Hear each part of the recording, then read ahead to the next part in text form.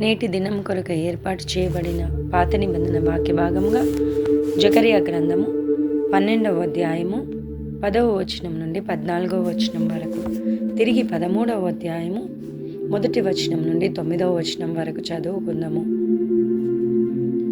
దావీదు సంతతి వారి మీదను యెరూషలేము నివాసుల మీదను కరుణ నొందించు ఆత్మను, విజ్ఞాపన చేయు ఆత్మను నేను కుమ్మరింపగా, వారు తాము పొడిచిన నా మీద దృష్టి ఉంచి, ఒకడు తన ఏక కుమారుని విషయమై దుఃఖించినట్లు, తన జ్యేష్ఠపుత్రుని విషయమై ఒకడు ప్రలాపించినట్లు అతని విషయమై దుఃఖించుచు ప్రలాపింతురు. మెగిద్దోను లోయలో హదాదిమోను దగ్గర జరిగిన ప్రలాపము వలనే ఆ దినమున యెరూషలేములో బహుగా ప్రలాపము జరుగును. దేశ నివాసులందరూ ఏ కుటుంబమునకు ఆ కుటుంబంగా ప్రలాపింతురు.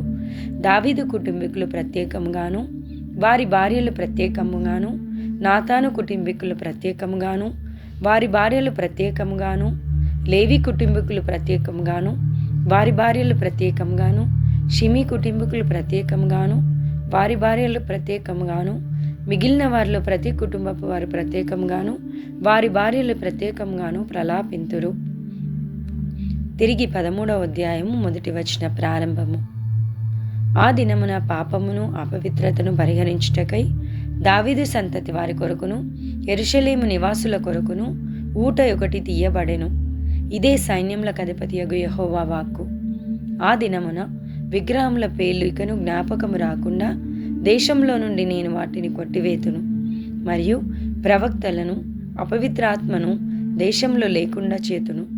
ఎవడైనను ఇక ప్రవచనం పలుక బూనుకొని ఎడల వానిని కన్న తల్లిదండ్రులు, నీవు యెహోవా నామమున అబద్ధములు పలుకుచున్నావే, నీవికను బ్రతకదగదని వానితో చెప్పుదురు.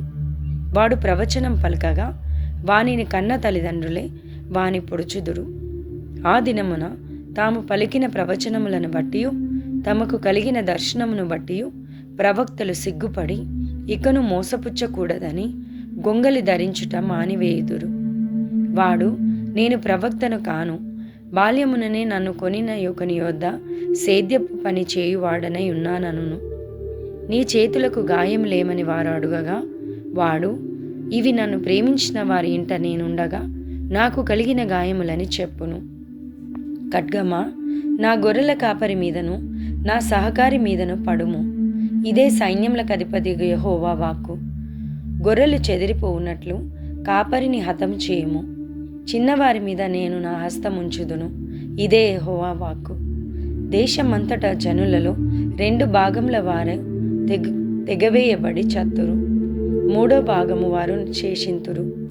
ఆ 3వ భాగమును నేను అగ్నిలో నుండి వెండిని తీసి శుద్ధిపరిచినట్లు శుద్ధపరతును. బంగారంను శోధించినట్లు వారిని శోధింతును. వారు నా నామమును బట్టి మొర్రపెట్టగా నేను వారి మొర్రను ఆలకింతును. వీరు నా జనులని నేను చెప్పుదును, యెహోవా మా దేవుడని వారు చెప్పుదురు.